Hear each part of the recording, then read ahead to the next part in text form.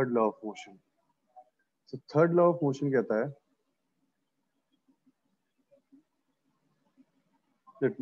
that Newton's third law of motion states that to every action there is an equal and opposite reaction. हर एक body का जो भी कोई भी हम एक्शन करते हैं उसका इक्वल एंड अपोजिट रिएक्शन होता है and they act on to different bodies. इसका सबसे बढ़िया एग्जांपल है, अगर आप किसी को थप्पड़ मारते हो तो उस दूसरे बंदे को दर्द हो ही रहा है, बट थोड़ा सा दर्द आपको चिरचिराहट अपने हाथों में भी तो लगती नहीं लगती है, ये बताओ। मन्नू, कभी लड़ाई करी है बेटा तूने? Yes sir. तो कभी किसी को थप्पड़ मारा है तो अपने हाथ में भी दर्द होता है थोड़ा बहुत या नहीं होता है? सर थप्पड़ तो नहीं मारा सर, मुक्का मारा है सर, मेरा हाथ सूज गया था। हाथ सूज गया था? Yes sir. सर अच्छा, उसकी आंख पे लग गया। तेजस्विनी, आपने कभी लड़ाई करी है? सर ऐसे ही हल्के। नहीं करी तो आज बड़ी बहन को पीठ पे बढ़िया से मुक्का मार के देखियो, तेरे को थर्ड लॉ ऑफ मोशन का एक्सपेरिमेंट हो जाएगा। और कुछ बोले तो मेरा नाम ले लेना बेटा, टेंशन नहीं है, ठीक है? सर ऐसे एक्सपेरिमेंट नहीं करने। क्या बेटा? ऐसे एक्सपेरिमेंट नहीं करने। वो फिर वो ज्यादा एक्सपेरिमेंट करेगी वो, इसलिए नहीं यस। देख करके देख बेटा, एक बार ट्राई करके देखो। एक्सपेरिमेंट करते हैं हम लोग तभी हमें चीजों को समझ में आती है, एक्सपीरियंस करने से तो हमें याद होगा चीजें। तो थर्ड लॉ ऑफ मोशन का आप एक्सपीरियंस कर सकते हो, अपने बड़े भाई बहन छोटे भाई बहन के ऊपर कर सकते हो, और अगर नहीं है आपके पास तो थर्ड लॉ ऑफ मोशन को दीवार में भी देख कर सकते हो। आप दीवार में आप हल्का सा टैप करो, दीवार को कुछ नहीं होगा बट आपको दर्द होना स्टार्ट हो जाएगा। That is what third law of motion, for every action there is equal and opposite reaction. ठीक है, इसको एक्सपेरिमेंट करने के लिए हमने यहाँ पे हमारे पास क्या है, एक हमने 2 स्प्रिंग लिए कुछ इस तरीके से। एक स्प्रिंग को हमने दीवार के साथ हुक में टांग दिया, it is fix to a hook now, and another spring we are pushing it from there. So if, sorry, pull कर रहे हैं हम लोग इसको spring को, so we are pulling one spring and there is one also spring is there, we are pulling it, so both are saying same amount of force, that is 100 newton 100 newton. So it means for equal and every equal and opposite, for every action there is equal and opposite reaction. Examples है, while swimming a man pushes the water backward with hands, a reaction force offered by water to push the man him forward and pushes the man forward.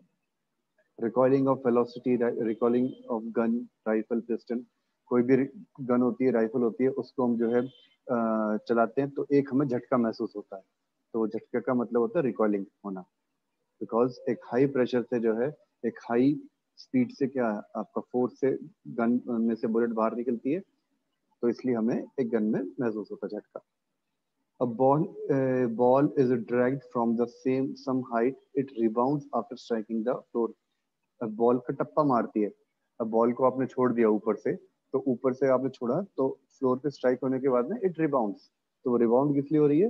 Because of this, ठीक है, because of floors action. A book lying on a table exerts upon it downward force action is equal to the weight of the body. The table exerts an equal and the opposite friction to the book, so it makes the book remaining at equilibrium. अगर मान लो कोई table रखी हुई है, इसके ऊपर ही आपकी book है, ठीक है, इस टेबल पे बुक रखी हुई है, तो ग्रेविटी इसको नीचे की तरफ पुल करने की कोशिश कर रही है, और ये टेबल है इसको इधर की तरफ फोर्स लगा रही है, तो इस वजह से जो बुक है आपकी कैसे रह गई? This book is in rest. ठीक है, ये तीनों एग्जांपल, चारों एग्जांपल क्लियर हो गए आपको? All these examples are clear? जल्दी बताइए।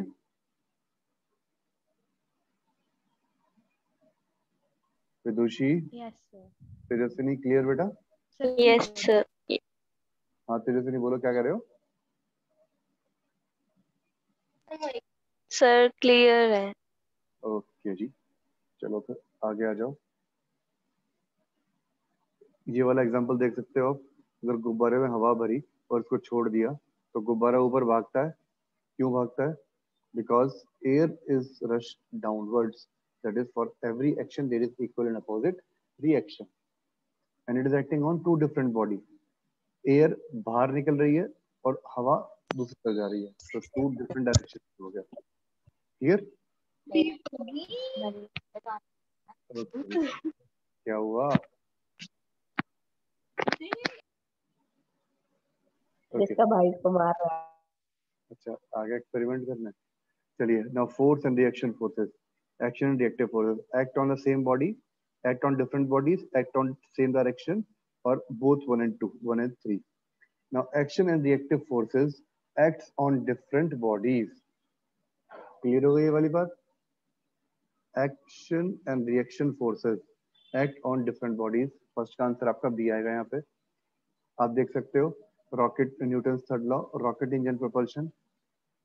यहाँ से गैसेस बाहर निकलती हैं, exhaust flow pushes backward and the rocket moves forward. Rocket बाहर की तरफ जाता है. ठीक है. रिकॉलिंग वेलोसिटी ऑफ गन देके, यहाँ से गन में से बुलेट बाहर निकली. जैसे बुलेट बाहर निकलती है, गन को पीछे की तरफ एक झटका लगता है. So when a bullet is fired from the gun, it exerts a force action on the bullet, and the bullet exerts an equal and opposite force on the gun, that is reaction force. So इसलिए हम लोग action is equal to reaction बोल देते हैं यहाँ पे. And the gun recoils. Recoil का मतलब होता है पीछे की तरफ एक झटका लगना. क्लियर? ये वाला एक्शन देख सकते हैं. When a sailor jumps out of the boat, he exerts backward force. From this leg, you are exerting a force. यहाँ पे आपने एक force लगाया. That force makes this boat backward. And the boat exerts an equal and opposite force on the sailor reaction, and the sailor jumps forward. In this way, sailor jumps forward. Clear? This again, rocket propulsion one. You can do this experiment. When an air-filled balloon is released, the force of the air coming out of the balloon exerts equal and opposite force on the balloon, and it moves forward. Or in this way, balloon will move forward. Now, law of conservation of momentum. Now, according to this law, the total momentum of a system or a body remains constant, and if there is no external force act on the system. It states that total momentum of a body or of a system remains constant if there is no external force acting on it. अगर कोई भी external force उस पे नहीं लग रहा है, तो क्या होगा? Total momentum remain constant. Clear? ये बात, इसमें कोई डाउट है? अब देखो होता क्या है. F is equal to P2 minus P1 divided. F का मतलब क्या है? Change in momentum. Force is change in momentum. Force is change in momentum divided by time. हम लोग पहले भी पढ़ चुके हैं इस बात को. अब मैंने क्या करा, इसको यहाँ पे लिख दिया. F is equal to P2 minus P1 divided by time. P2 and P1. अब मैंने क्या करा, if there is no external force, if force is zero, अगर मैं इसे force को zero कर देता हूं, तो क्या हो जाएगा? P2 minus P1 will be equal to zero. Time ऊपर जीरो से मल्टीप्लाई, तो P2 will be equal to P1. ये प्रूव हो गया that it will remain constant. जो मोमेंटम पहले था वही मोमेंटम बाद में है. So according to this law, the total momentum of a system of a body remains constant if there is no external force acting on it. अगर किसी body पे कोई भी बाहर से कोई फोर्स हम नहीं लगा रहे, if we are not putting any external force, then the momentum of a body remain constant. वो हमेशा सेम रहता है. एग्जाम्पल हमने देखा, फोर्स का मतलब होता है force is equal to rate of change of momentum, that is P2 minus P1 divided by T. अब T को मैं इधर ले गया लेफ्ट हैंड साइड में, तो Ft is equal to P2 minus P1. Now force, if force is zero, there is no external force, means F is equal to zero, then P2 will be equal to P1. ये बात clear है यहाँ पे? कोई doubt इसके अंदर? चलिए अब इस चीज को हम लोग देखते हैं. सपोज करो this is a body moving with, उसका जो मास है वो है ma. इसको मैं ma ऐसे ले लेता हूं, और इसका जो मास है वो mb है. Initial velocity ua and ub, both are in same direction. Both are in same direction, both are moving in same direction. ठीक है, चलिए जी। अब हुआ क्या, ball A will exert a force on ball B. अगर v, suppose ua is more than ub, then after some time ball a will strike to ball b।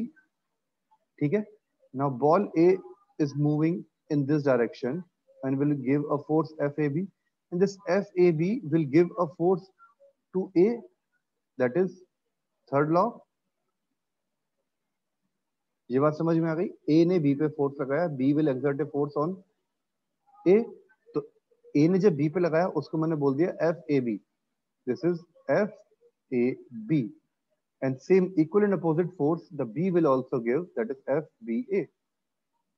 और उसके बाद में मास तो रिमेन सेम, दोनों इसी डायरेक्शन में जा रही हैं, वेलोसिटी हो गई va एंड इसकी वेलोसिटी हो गई vb। यहां तक किसी को डाउट होगा कुछ? जल्दी बोलिए, यस और no? Tejaswini, Mannu, any doubt? Yes, sir. कोई डाउट नहीं है ना? क्लियर है? No, sir. चलो जी। Yes, sir. नो अब सर। ओके जी। अब देखो, इसको इतनी बड़ी कथा लिखी जो होती है, अब इसको मैं आपको बताता हूँ एक बार फटाफट, जो ध्यान से देखो। पहले देखो इनिशियल क्या था, एम ए यू ए, ठीक है,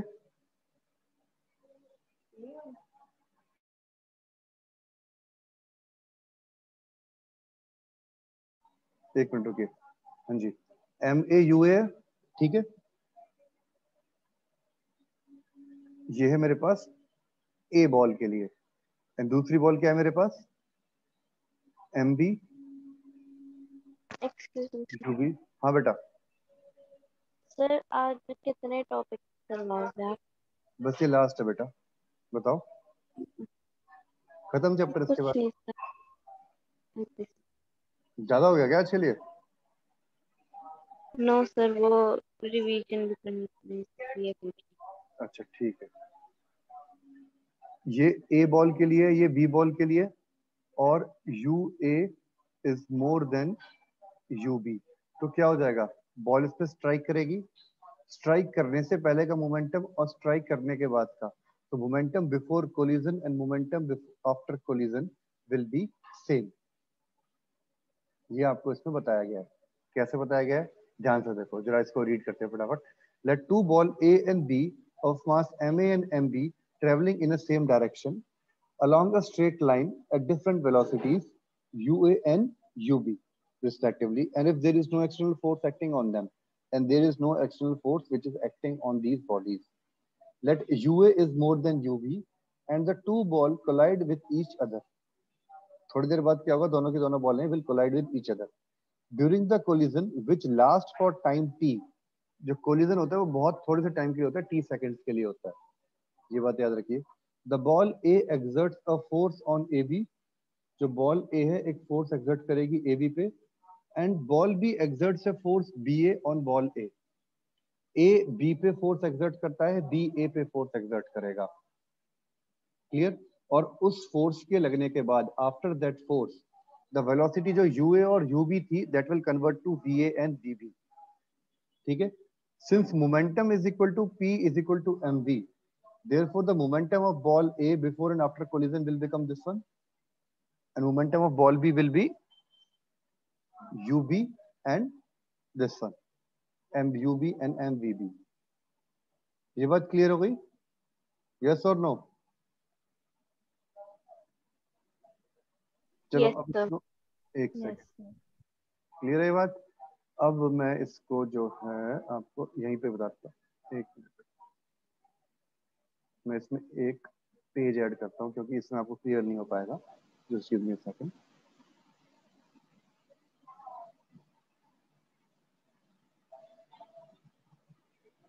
इसमें एक मैं पेज ऐड कर दूंगा ना तो आपको उससे क्लियर हो जाएगा।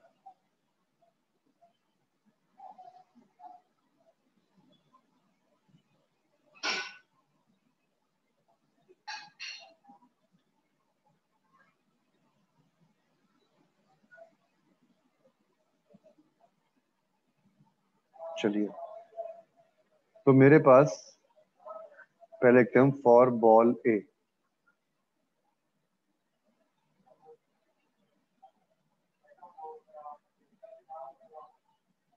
इनिशियल मोमेंटम कितना था? M A U A. Final momentum कितना है? सर स्क्रीन शेयर नहीं हो रही। Okay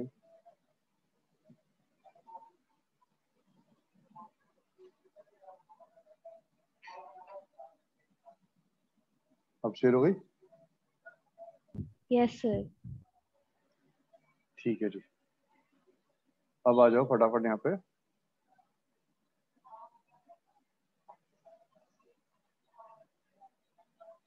ball A,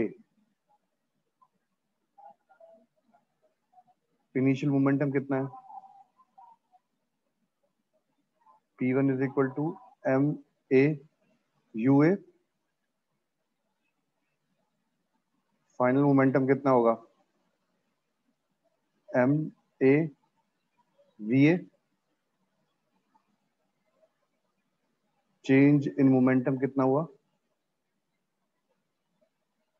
P2 minus P1 is equal to M A V A minus M A U A.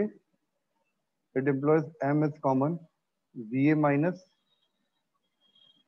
Sorry V A minus U A. यहां तक समझ में आ गई बात? कोई डाउट किसी को?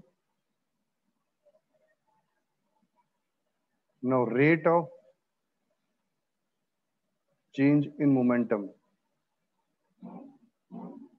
is equal to m va minus ua divided by t, which is equal to fab. This is equal to force applied by a on object b on b. अब सेम अगर मैं लिखता हूं बॉल बी के लिए, F B A will be equal to M V B minus U B divide by T. Yes or no? Is that clear? Yes, Now, sir. as per the rate of momentum, third law of motion, अब by third law, FAB will be equal to minus FBA. ये जो A ball B पे लगाएगी force, इसका equal opposite उधर हो जाएगा, तो FBA हो गया।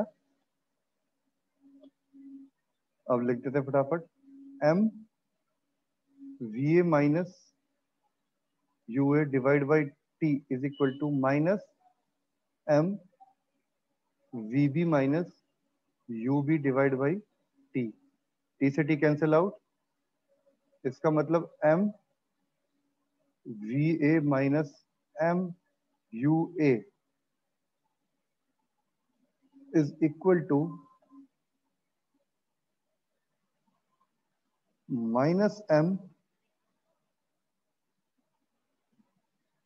VB plus M UB। ये बात समझ में आई या नहीं आई? जल्दी बताओ। ये मैंने ब्रैकेट ओपन कर दिए, क्लियर हो गया? यानी एम वी ए इस माइनस को इधर ले गया तो एम वी बी हो गया is equal to M U B minus इधर गया प्लस एम यू ए। ये क्या चीज है? Momentum before collision is equal to momentum after collision.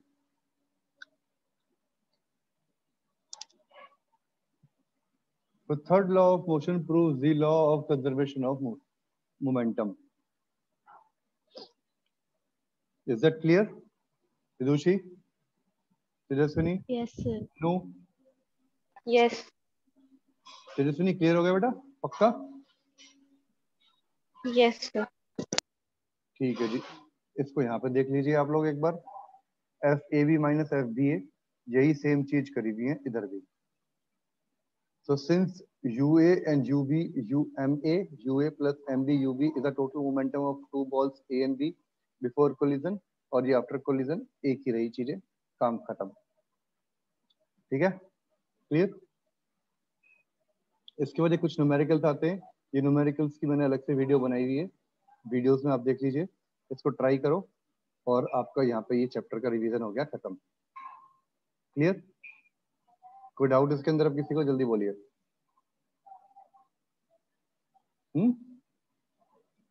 No sir. चलो तो फिर आज के लिए हम लोग इतना ही करते हैं। तो that's all for in this chapter. इसको अच्छे से पढ़िए, नोट्स बनाइए, जो डाउट आता है तो आप इससे मुझे भेज दीजिए। ठीक है।